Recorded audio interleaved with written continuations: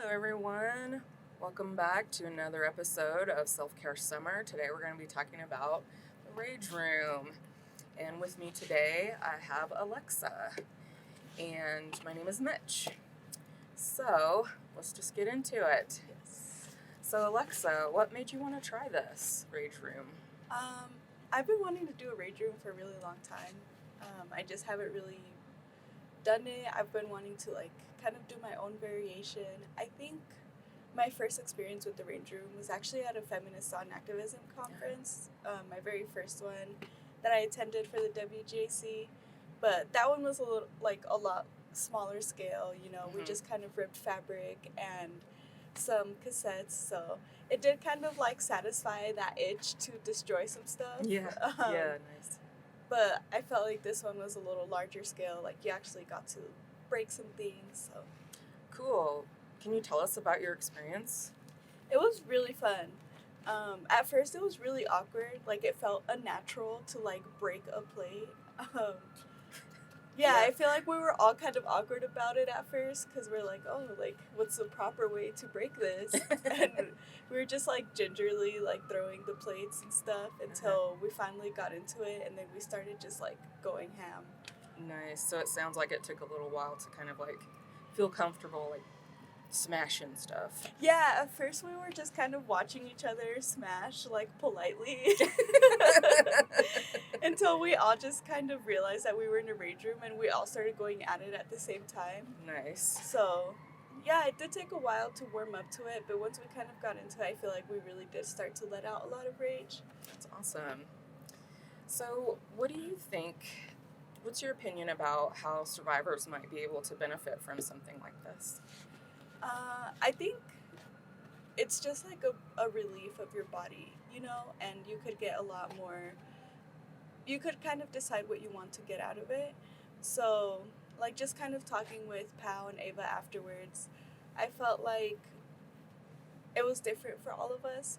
So you could go in with the intention of focusing on something that's been really pissing you off and wanting to get that rage out. For me personally, I feel like my mind kind of went blank completely, and I was just letting my body just de-stress without really focusing on anything. Yeah.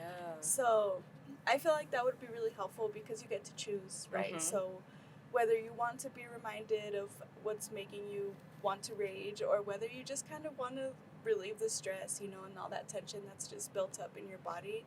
So I feel like you could just go into it with whatever intention that you have. Awesome.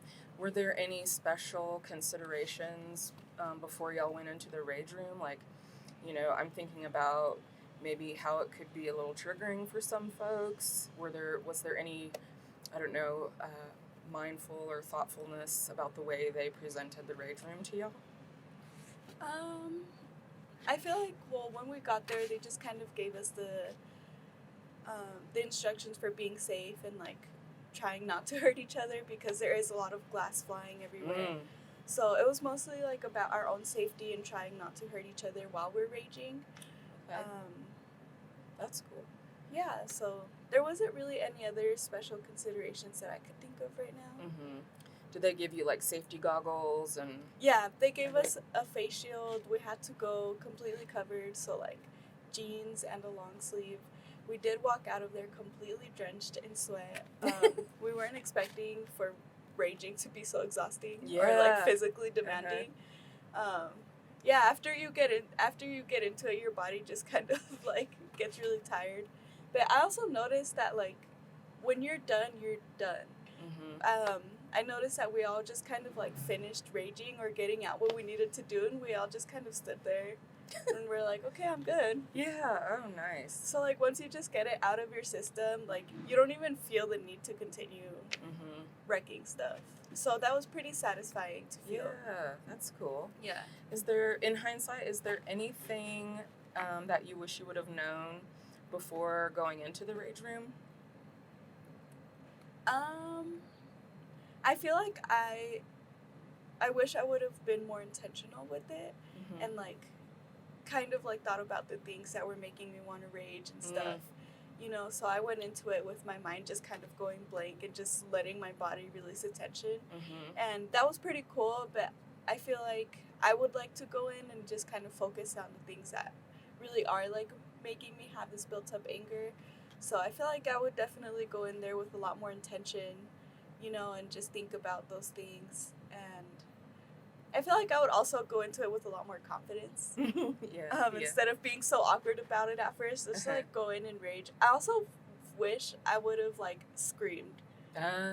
There's also kind of this release when you scream. Sure. I mean, I wish I would have gone to do it in the rage room with like letting everything out. I feel like we were all very quiet and just like wrecking shit, and then we're like Politely okay. raging. Yeah, we were like politely raging.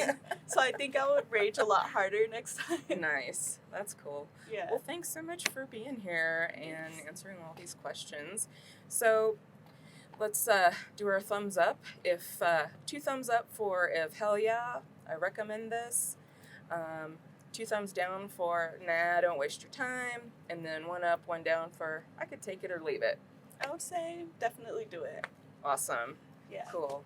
Thank you so much. And thanks everyone for joining us.